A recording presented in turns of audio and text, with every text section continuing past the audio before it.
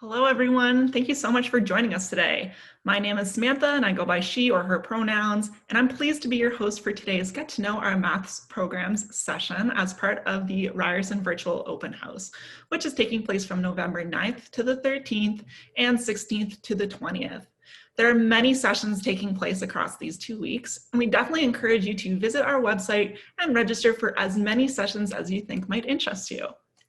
To start, I would like to just acknowledge the land that we are on. So Toronto and Ryerson are in the Dish with One Spoon territory. The Dish with One Spoon is a treaty between the Anishinaabe, the Mississaugas, and Haudenosaunee that bound them to the territory and protect the land. Subsequent Indigenous nations and peoples, Europeans, and all newcomers have been invited into this treaty in the spirit of peace, friendship, and respect.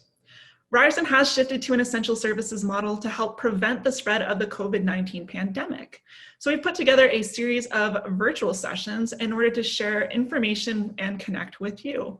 Ryerson is working diligently behind the scenes to provide students with fulsome experiences while maintaining the health and safety of our community.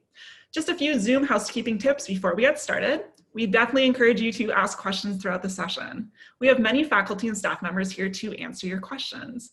To do so, use the Q&A pod at the bottom of your Zoom window. Click the Q&A pod to open the dialog window and type your questions throughout the presentation. If you're having any audio or visual issues, feel free to flag it in the Q&A and one of our staff members will be happy to try and assist you. You can rearrange your screen in any way that suits you best, and please note that it does not impact the way that others are viewing this presentation. As you might have seen, this presentation will also be closed captioned to ensure accessibility. If you do require closed captioning, please select the option at the bottom of your Zoom screen. Also note that recordings of the majority of our virtual open house sessions will be available on our website later on. I'd like to know who is joining us today. So in one quick second, I will be launching a poll where you'll be able to tell us a little bit more about who you are. So feel free to participate in the poll and let us know who is joining us today, whether you are a prospective student who's looking to apply for fall 2021, if you are a prospective student potentially looking to apply in the future, maybe you're a university or college transfer student, perhaps you're a parent or a guardian, or if you're a teacher and a counselor, we love to know who's joining us. What's great about these virtual sessions is we are able to connect with so many different people from across Canada as well as around the world, which is really great. Perfect. So I think we have quite a few answers. So it looks like the majority of you are prospective students applying for fall of 2021. But for anyone else joining us, welcome. We're so excited to share the information today. And without any further delay, I'd love to introduce you folks to Dr. Foivos Xanthos and Dr. Sebastian Ferrando from our Department of Mathematics to start the presentation. And I believe it's Dr. Ferrando who's starting us off, so over to you. Okay, thank you very much, Samantha. As you can see, I'm going to be speaking. I hope everybody can hear me well, otherwise I will get some feedback. We have two undergraduate programs. I'll be talking about one of them, which is mathematics and its applications. My colleague, Dr. Santos, will be talking about the financial mathematics undergraduate program after I complete my presentation. Notice the webpage of the department. So there's where you can get our emails. So you can feel free to email me with any questions after the presentation that you may have. Next. So just a general overview of the department. We have two undergraduate programs. One is in financial mathematics and the other one is mathematics and its applications. These are 4 years programs. We also have two graduate programs, a Master of Science, a 2-year program, and a PhD in mathematical modeling. Our department has been growing continuously. There are at the moment 24 faculty members, a lot of people teaching, visitors, postdoctoral fellows. It's a very active department. We have concentrated research mainly in 3 areas: biomathematics, discrete mathematics, and financial mathematics. Next. Okay, so for you to have an idea of what this program is about, mathematics and its applications, it's an honors program, as I said, 4 years of length. It has been created a while ago. We have a new department, essentially, in comparison to other departments across the country. But this program has been around and successfully running since 2008. And it has overall 200 students with an admission of, I believe, about 50, but I'm not well informed about the actual admission numbers. It's a flexible program. It gives you 3 options, a regular, which is a default. And then if you are interested in specializing in economics, there's an economics option and a computer science option. And across the university offers a lot of minors, and some minors that are related to our area are economics, business, accounting, computer science, which means you take a few more courses in this area and you get a minor designation. Many students opt for the co-op option, which means you have a placement in an industry for a year, which delays your graduation for a year, but it gives you a job work experience. There are research opportunities as an undergraduate. And for example, you can take one course, which is 1 year long, is a thesis option where you write a thesis. Next. So what can you expect from this degree in mathematics? Just to give you an idea, I listed here 4 ingredients. Of course, mathematics, modeling, which means apply mathematics to concrete situations. Problem solving, that's a key technique. Programming. I talk more about programming in the next slide. So next. Okay, it's a bit of a cutoff. Let me. Okay, so just to give you an overview, what you expect from the program. It's a 4-year program, about 10 courses per year. 21 of those 40 plus courses are in mathematics. Computer science, we understand that some students may love it and some students may not. So you can take as many or as little as you want. There is a basic computer or programming component because you need to know how to use some software. But if you want to get deeper into programming, you can also do it. There's some university requirements about you taking courses, a few courses from science and liberal studies. As I said, you have the possibility to choose a program option as well as a variety of courses from your choosing. Next. So the main thing if you want to ask about selecting a mathematics program is, the skills you will be provided, because this is a key component that will give you employment, self-fulfilling rewards and skills to move around when you look for jobs. So these are specific skills which I list here. So it's very important to solve problems, to set them up in mathematical language. And then you will gain general knowledge to decide if you can solve this problem or not. So these are key tools that you gain and skills. Once you formulate the problem in mathematical terms, there are general techniques to tackle that. And most of the techniques are related to software implementation, which are already available to you. And another skill that is crucial is that you can access, because you know how to read mathematical literature, which is nowadays the lingua franca of science. And this is very important. Very few people can read technical papers and understand the mathematics. Next. So general skills, you will be processing data in the courses. As I said, if you're interested in programming, you can get very deep into it. For example, MATLAB, C++, and Java and Python. As I said, I know not everybody wants to get into programming, but that means you can step back and use some software tools already available. Model building, communication skills, you will be working as a part of a team, so you have to know how to work with other people and communicate your findings. There are mathematical standard techniques like ordinary differential equations and partial differential equations that you will be able to solve, and writing basic research reports as well. And next. Okay, so this is a general blurb, and I'm going to read it to you, and I'm going to try to say a bit more about what job prospect you have with this degree. So mathematics graduates are in high demand in the private sector, industry, and the government. They are involved in a wide variety of tasks such as biological and environmental studies, market research, software development, airplane design and testing, statistical analysis, and market analysis. Of course, you can always go to graduate school if that's what you are interested in. So that being said, I believe that there are many possibilities for you to work as a mathematician, and I can say that with confidence because my students do get plenty of job opportunities. Of course, the catch here is that you have to be good at what you do. So you have to pick up the right skills.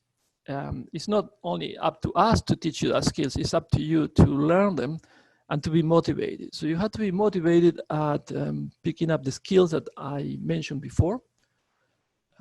I can guarantee that there are a lot of people that want you to solve their problems, and it's full of mathematical problems out there, especially now with the way society is moving. So if you can solve problems, people will hire you for sure. But it's up to you to be motivated, interested, to learn and pick up the skills. And that's the type of students we are looking for. A motivated student that knows what he or she wants. So my suggestion is to spend enough time making sure you know what you are interested in, what your abilities, and the direction you want to stretch your abilities. You always have to stretch your knowledge and pick up new tools along the way constantly.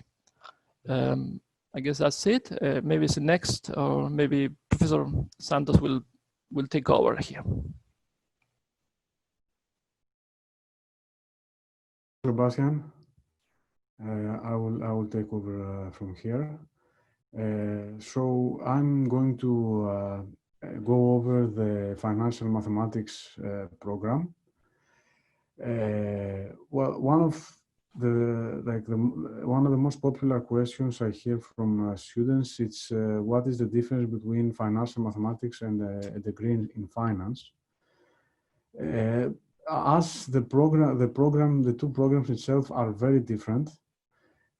So in our program, the main focus is mathematics with applications to financial problems.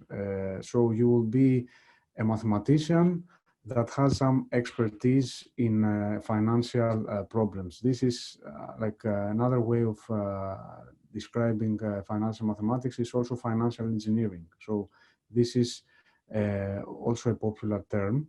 And in a finance program, you are not working throughout your studies on mathematics. You are just working on the financial theory itself and its applications to the financial industry. So these two programs are quite different. So for those of you that really love mathematics and want to have also an eye on application and something that is very more close to industry, I would recommend that I would say that the financial mathematics programs are more appropriate for you. Okay, now for the program itself, it's a 4-year program. It was created in 2013. And we currently have about 130 students. There are many minors you can pick up from Ryerson program. The most popular ones is the ones I have here: economics, business, accounting, and computer science. So this is you will get a designation in these minors in your degree.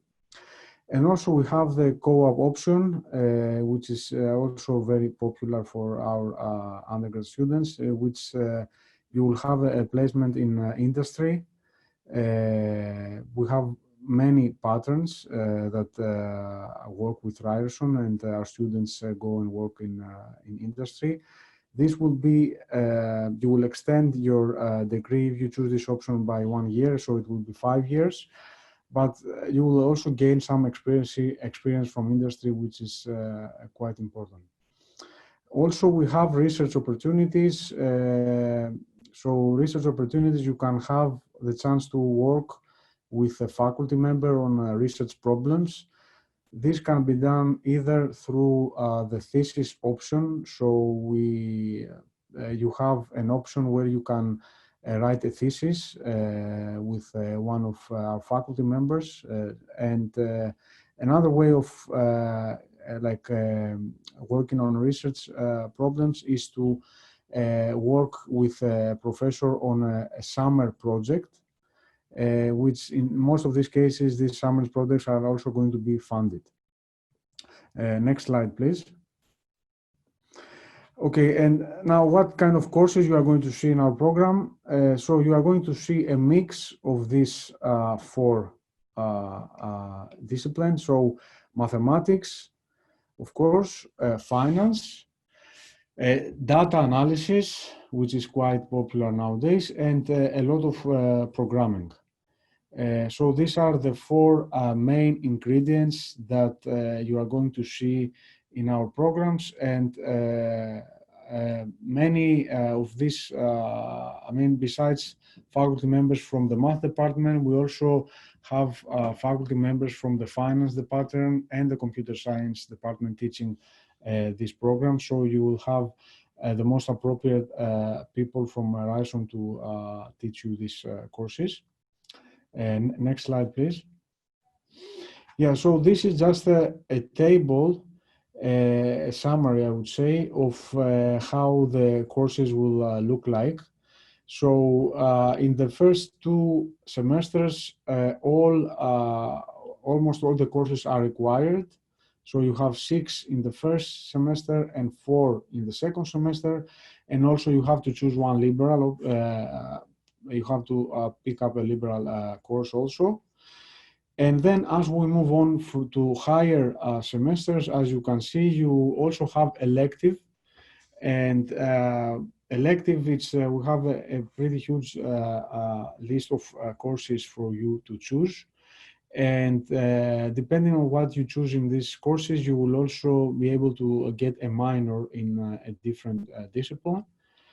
And of course, as we move on to higher years, the courses you are going to see are more technical and more focused on financial math. The first year's courses are standard math courses like calculus or linear algebra, which you are going to see in both of the programs we have here.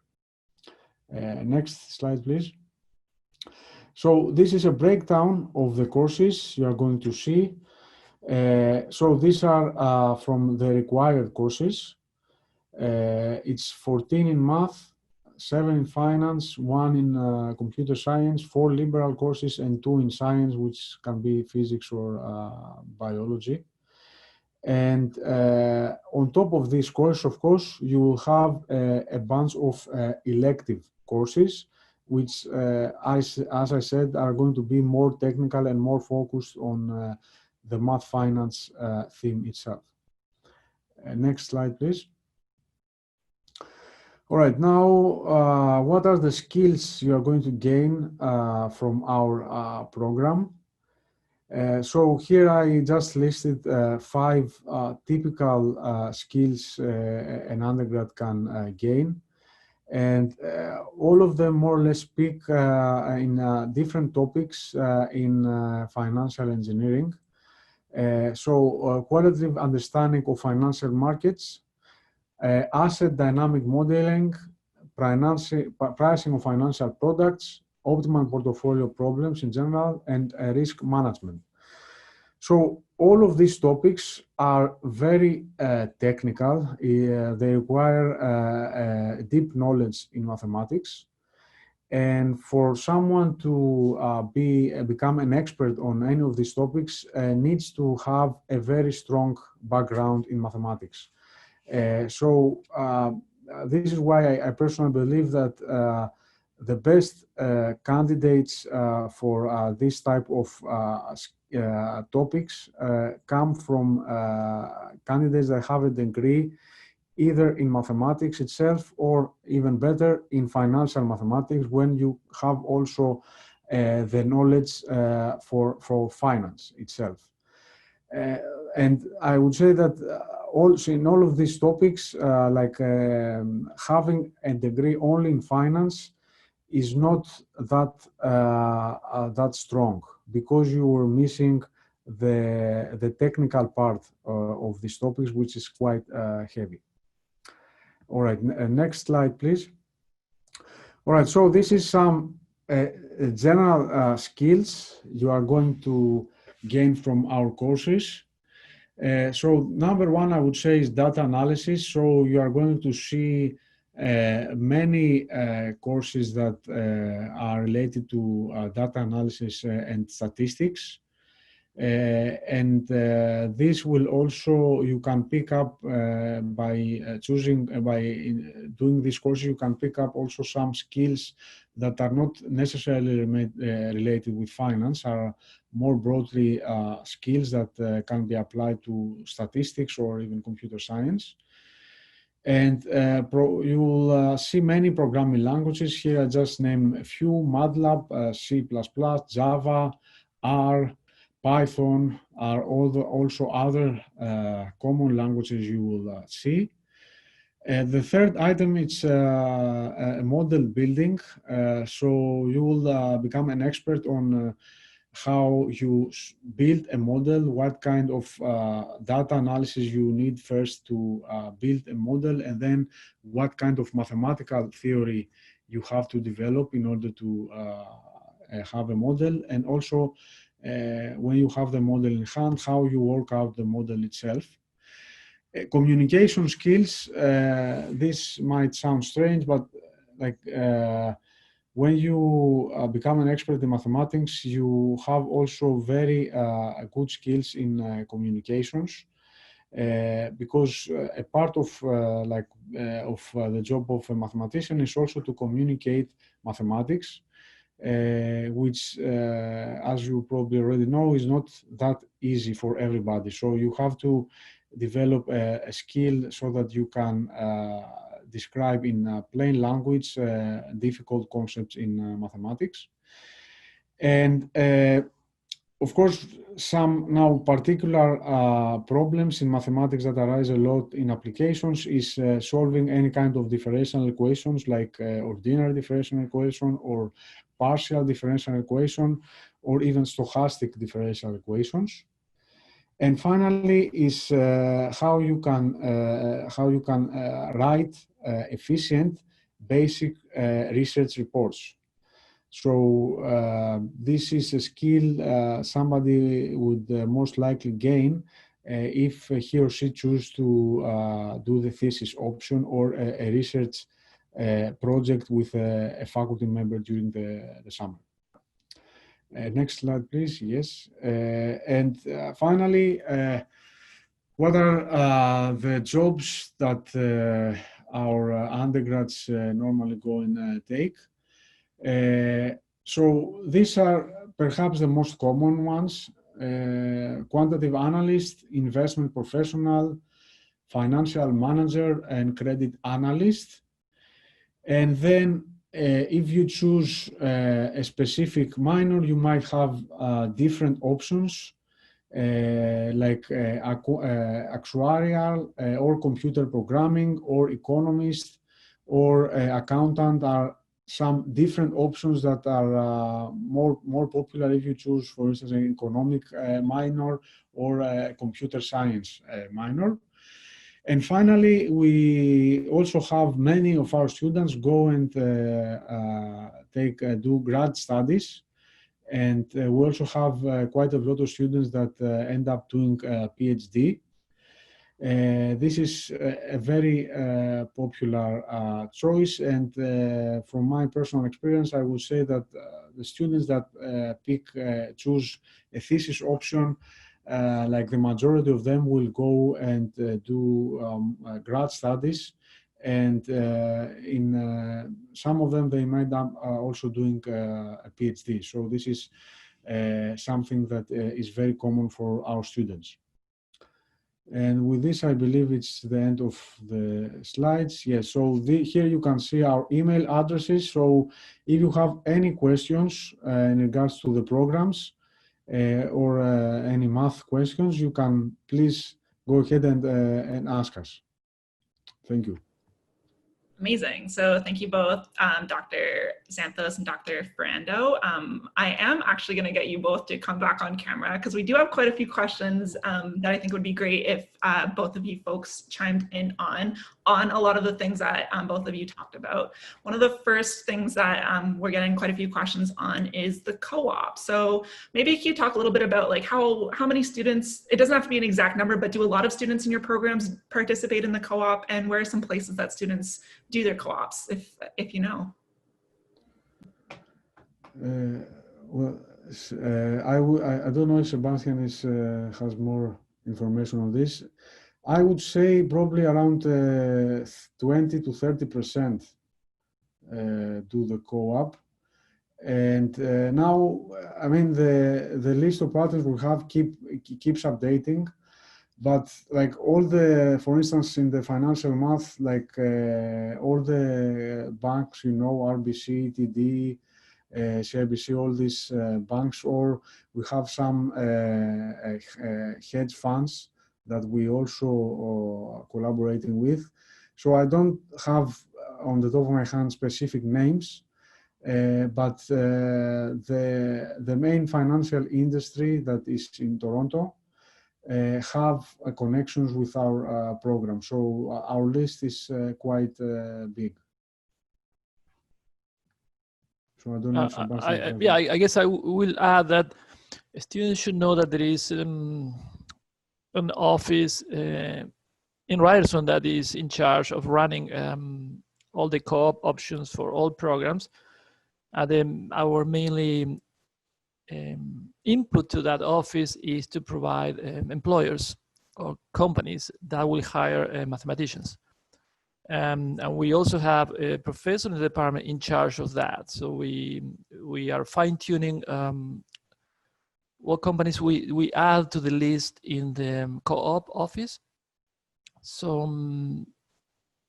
you know, Ryerson is very proactive and well-known in innovation.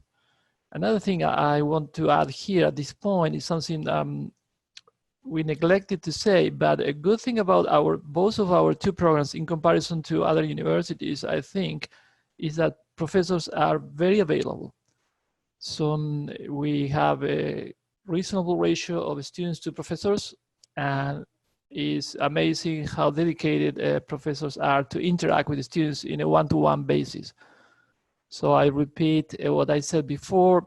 My main point to students and applicants is that they have to be self-motivated to learn, and Ryerson will offer them a lot of opportunities. A co-op is one, interaction with professors is another one, a thesis project is another one. So this is a great place for you to come. One more thing before it might be related. Also, we have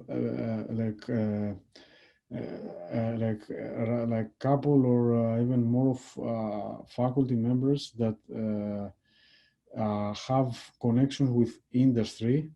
So they have projects, research projects that are funded by the industry. And we have cases where our students go and work on these research projects, and eventually they end up getting a position in industry throughout this research project. So although if you choose research instead of co-op, you might eventually go and have a very good like industrial experience through this program as well. Yeah, that actually was going to be one of my questions, but you kind of nailed it with that. That's called the Financial Mathematics Research Group, and it's really cool. Like we've worked with TD, RBC, CIBC, BMO, Spartan Fund Management, Sigma Services, and Deloitte for research opportunities within that group. So super exciting. As well, I did pull up the list of some of our employers for both programs. So for those of you who are thinking about maybe financial mathematics and the co-op, TD, Scotiabank, the OPSU Pension Trust, Buck, CRA, Canada Revenue Agency, RBC, 6 Degrees Medical, and Questrade are some of the places. And then students do things in anything from data analyst roles to compensation analyst, market research analyst, business finance co-op, project control officer, as well as many other options.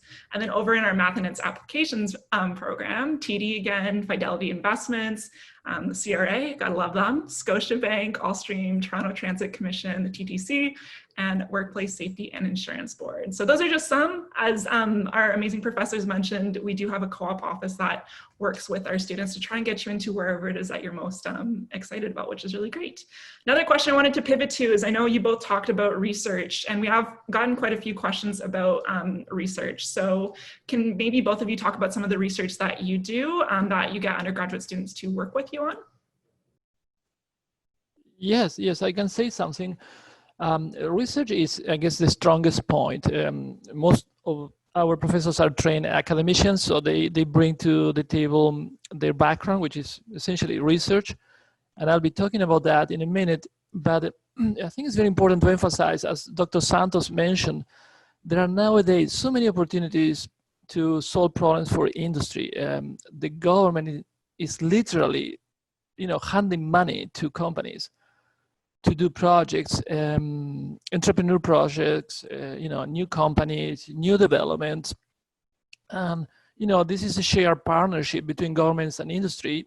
And the industry can take a risk on research. And as Dr. Santos indicated, we do have faculty members doing exactly that. So essentially getting money from the government, money from companies, having a team of students working on specific projects. To tell you the truth, I received so many emails with the possibility of funding and working with the students that it's impossible to catch up.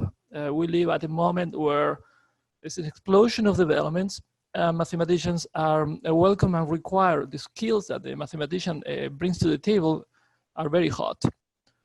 So I still keep emphasizing that the students should know what is out there. Canada offers a plethora of opportunities. I'm originally from Argentina, South America, and there is no comparison. So Canada has so many opportunities, and you have to be aware of them and trust yourself that you can succeed and step into the game. Talking about pure research, which is what every faculty member will offer you, yes, it's a great variety. I myself, I've been on the department for a long time, but I'm doing mostly what I like in terms of, I do financial mathematics myself, but I've done signal processing, computer implementation of mathematical algorithms, a lot of other things. But there's a lot of variety in our department if students are interested in different aspects of research. Yeah, I just want to add my like one research topic that I'm currently working on. So now I'm working on quantitative risk management. So the problem there, like in a very broad term, is how we quantify the risk of a financial position. Of course, this is a very big problem. And at some point it becomes very technical. But the bottom line is that you have to come up with a specific like formula that would give you like a very good estimate of what is going to be the risk tomorrow. And now like there's a big like a line of problems you have to sort out after, like before you end is meaningful. Then you have to come up with an idea of how you can actually calculate this formula when you have real data on your hand. And in all of these sort of small projects, students can come and help and join. So for instance, they can help on the estimation method. So there are different estimation methods. We have to find out what would work better for this risk management, risk formula we have. And also, when I have for the PhD students, they can work on more theoretical stuff. So why this formula would make sense from a mathematical and finance point of view. So there are a lot of questions that come up from this common problem, how I can measure the risk of a financial position tomorrow. Perfect, amazing. In addition to research questions, we're also getting questions from students to talk a little bit more about the thesis project option. Do you happen to have any examples of some of the thesis projects that students are working on, or can you talk a little bit more about those options in both of your programs? Yeah, I had actually I had thesis options with both with students from both the financial mathematics and the mathematics and applications. So the projects you are going to choose really depend more on what you want to do. So like the common, I mean, in most cases you would say that, you know, I want to do this thesis option, then you have to find a faculty member that is going to be available. And then you are going to meet with this faculty member and discuss different project options. And in most cases, I mean, you like at least the students I had, they liked the course I was teaching, and then they were willing to explore more on this. So this is the most common like path. And so what we do, we just set up a meeting. I suggest some projects, and the student can pick any any project he or she like. And the thesis option is actually it's a full year.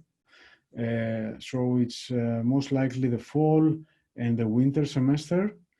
And at the end of the winter semester, the idea is that you will have to present your thesis either via poster presentation we have done a couple of times, or in a form of a small seminar. And we also have cases where students end up having a publication out of this option. And also, we have many students that after this, they were very interested in research, and they continue doing grad degrees in our program or in other universities. So for like my students, I have one student that now he is a PhD, and he started having connection with research when he did this undergrad thesis option in our program. And the topics I can offer can be very different, like from pure mathematics, like analysis, which is my main research, or more applied, which is like quantitative risk management, or option pricing, or any topic that is related to financial mathematics. So there are really many options. And also we have like faculty members that do very different research. So I mean, we might be at the same group, like for the financial mathematics group, but we might do very different research. So there are really plenty of options for you to choose.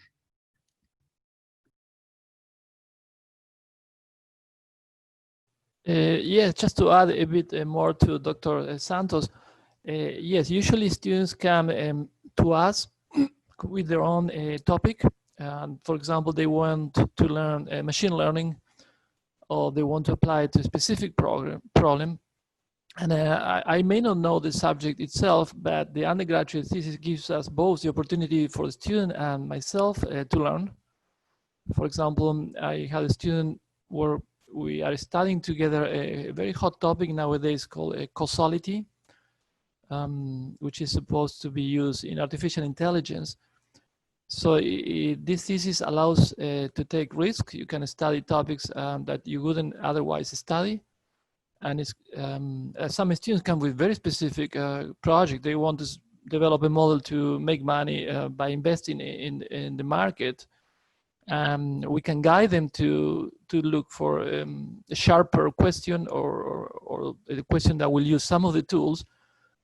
but it offers a great opportunity for students to develop, to get new knowledge. We're also being asked for some more details on the economics and computer science options within math and its applications. So do you mind just talking a little bit more about the opportunities to explore economics and computer science within the program? Absolutely. Yes, they are quite popular. Once a student realize what they like, they could move to from the default option to one of these. So essentially, the first year is common to the three options. And then the student may realize, oh, I like programming. So they have to pick up a sequence of courses starting in the second year, because in computer science, for example, because those courses will be prerequisite to higher up courses. So this is like a ladder of courses that you can take starting from the second year that will allow you to take 5 or 6 courses up to an advanced level, and you take the courses directly from the computer science department. The same thing goes to economics. So you can develop a good expertise in that area without getting a degree in computer science. You still can be a professional, solid programmer. The same with an economist. So if you get that option, for example, you can apply to banks, government agencies to develop economics models and whatnot. So yeah, it's nice. I mean, my main point here is this. As Professor Santos indicated, there is such a variety of knowledge out there.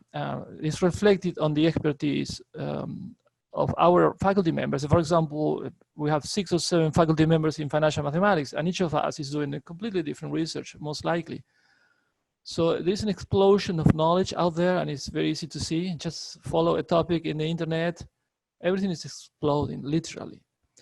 So the student has to know what they are good at, what they would like to develop skills, and once they know what they want, it's easier to follow a path. And our programs do offer a lot of options. Of course, you want to pick up skills that are flexible and general, so you can move them around. You don't want to be very specific in your knowledge, because it will be, it will expire very soon. So, okay, that's about it. I like what you both said about ingredients and the different flavors of the program as well. Like, you're truly getting a breadth of information, and you're able to dive into a number of different things. And I think that's so important when it comes to transferable skills and to being as employable as possible. So definitely sounds like there's tons of that opportunity within the programs. You both also kind of talked a little bit about this, or some of the great things about the 2 programs, but is there anything particular about like studying in the city of Toronto, like access to industry? I know you also mentioned our professors are pretty well connected, so maybe just touch again upon some of the exciting things about studying financial math and its applications in the city of Toronto and in the downtown core.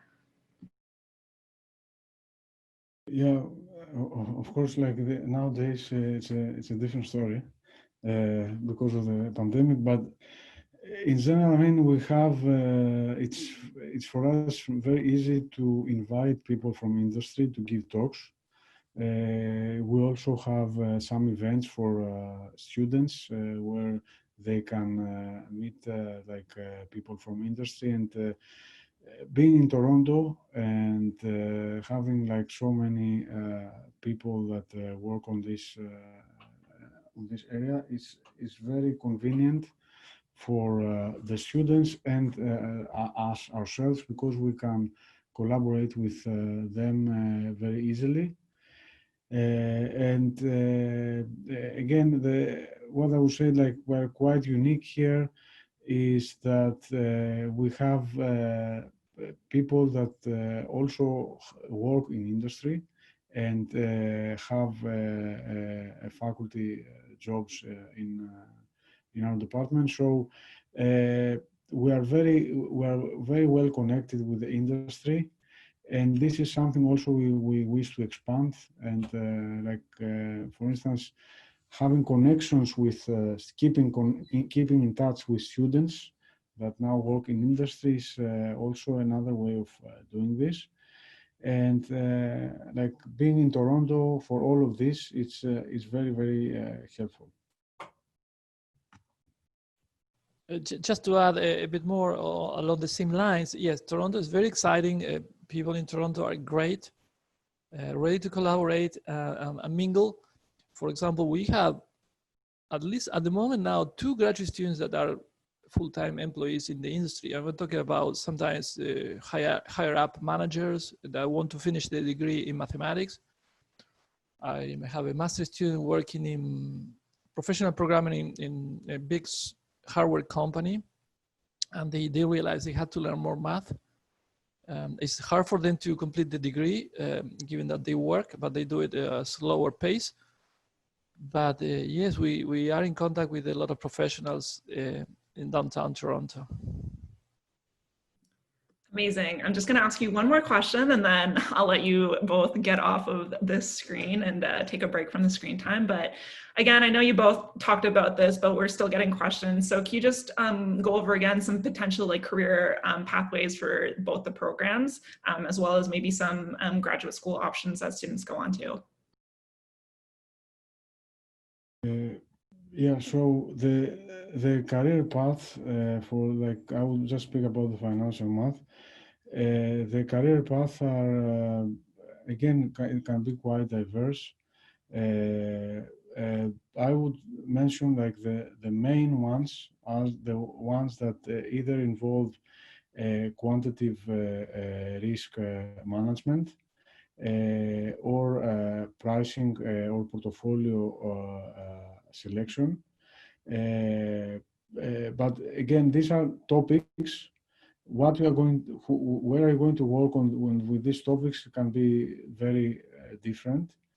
And again, if you have a minor in computer science, maybe you end up doing a data analyst work somewhere that is not really related with somewhere where it's not really related with finance. And also, like for the choice of a grad school, again, this is, I think, if you ask me what is, like, tell me one, if I'm thinking of doing grad studies, tell me why math is the best option. To me, because you can be very diverse, so it's very easy, much more easier for like a student with a math degree to do grad studies in finance. The other way around is not easy. Like having a bachelor in finance and doing a master in math, it's very hard. Like, and I can see this from our current grad students, because we have some students that have a bachelor degree and they struggle quite a lot because they are not trained in this mathematical language.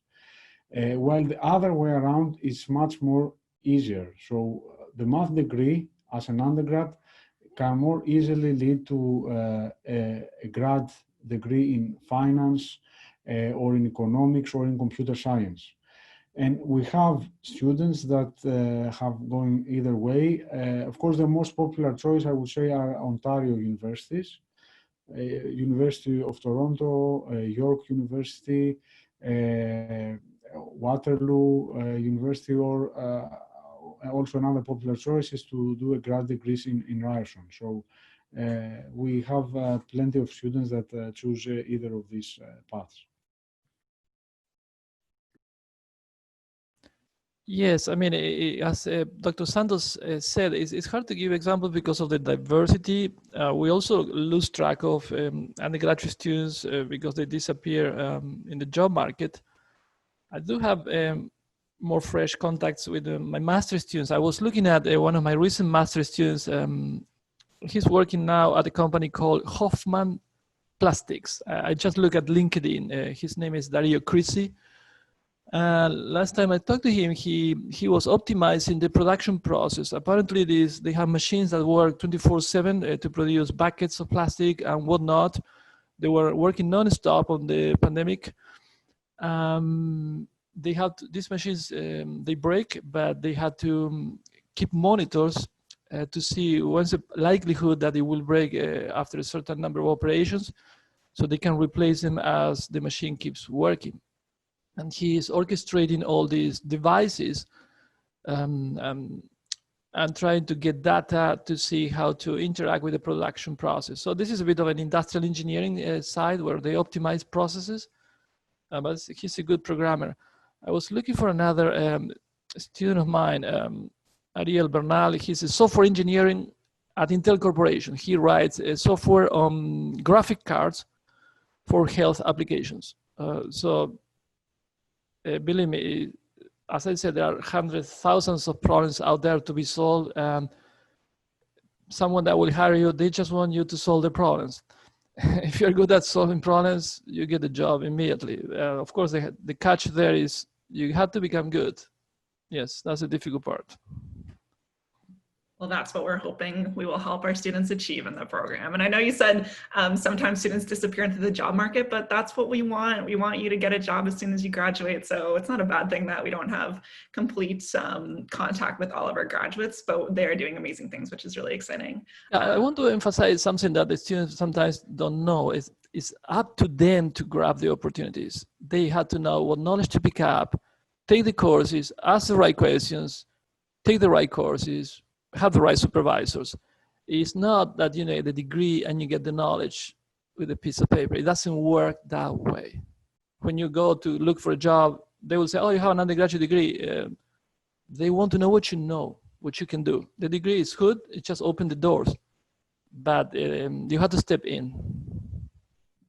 And I think that's such an amazing thing too about the fact that our professors are so receptive. Like, you're willing to throw your email out there for students who aren't even in the program yet to connect and ask questions and get more information. So do that once you become, hopefully once you join us at Ryerson. Definitely stop by your professor's office hours, ask questions, get involved, because there's so many opportunities. I know for me, I went to Ryerson, and that's my biggest regret about school is I didn't get involved in enough things. And with my position now, I hear about all these amazing opportunities and I'm like, I should go back to school. And hearing these presentations make me wish I went back to school. So I just want to thank both Dr.